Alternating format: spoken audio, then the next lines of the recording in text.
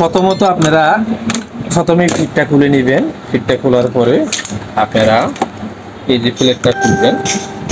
প্লেটটা খোলার পরে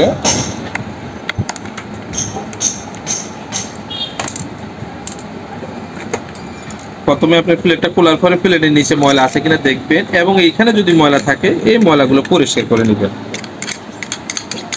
এবং এইখানে যে দুটা নাট আছে এই নাটগুলা কি টাইট আছে কিনা দেখে নেবেন। যদি টাইট থাকে ওকে, সমস্যা নাই, এখানে সমস্যা শেষ।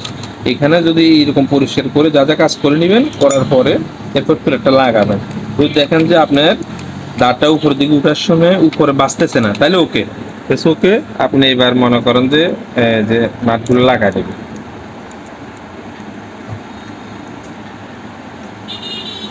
তাইলে আমরা সিলাই কাপড় কম টানে, এখান থেকে আমরা সমস্যাটা পাইলাম না, এখানে ওকে আছে। এখন দ্বিতীয় জায়গা দেখবেন হলো আপনি যদি এক্ষেত্রে যদি সিঙ্গার মেশিন হয় তাহলে এখানে অনেক সময় একটা ভলিউমের মতো থাকে, এটা অনেক সময় ঘুরানো থাকলেও কিন্তু কাপড় কম টানে। আর তৃতীয় ব্যাপার হলেই যে এখানে অনেক ধরনের রশি বেঁধে রাখছে, তো রশিটা বেঁধে আপনি প্রথম খুলে দিলেন। খোলার পরে আপনি এই মেশিনটারে টাইট করবেন। টাইট করার পরে নাটগুলো খুলবেন, কোনোটা নাট খুলে নেবেন। খোলার পরে এবং এই যে দেখেন নিচে দিয়ে একটা নাট আছে, এই নাটটা প্রথমে লুজ দিবেন।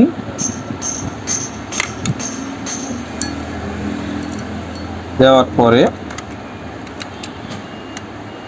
এইখানে চাকার ভিতর দিয়ে এই যে দেখেন এখানে নাট আছে, স্ক্রুড্রাইভার ঢুকাবেন। ঢুকানোর পরে এটা টাইট দিবেন।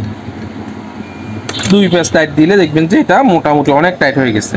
টাইট হওয়ার পর এটা উপরের দিকে রাখি, এবার এই নাটটাকে টাইট দিয়ে দিবেন। টাইট দেওয়ার পরে ওকে এই জিনিসটা, তাহলে আর আপনাদের কাপড় কম টানা এবং মনে করেন সিলে আটকে থাকা অথবা সিলে ছোট ছোট হয়, এখান থেকে আপনি মুক্তি পেয়ে যাবেন।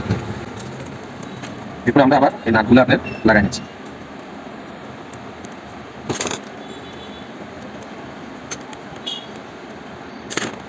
ঠিক আছে, ওকে। এখন মনে করেন যে আপনি এই মাঝখান থেকে নিচের দিকে রাখলে সিলাই টানবে, এবং বেশি নিচে টানলে কম বেশি টানবে।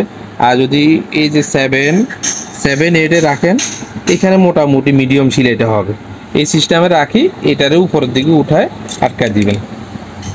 ওকে, এই জিনিসের সমাধান আজকে এখানে হলো। সামনের ভিডিওগুলো অবশ্যই আমাদের পাশে থাকবেন। সবাই ভালো থাকবেন। আসসালামু আলাইকুম।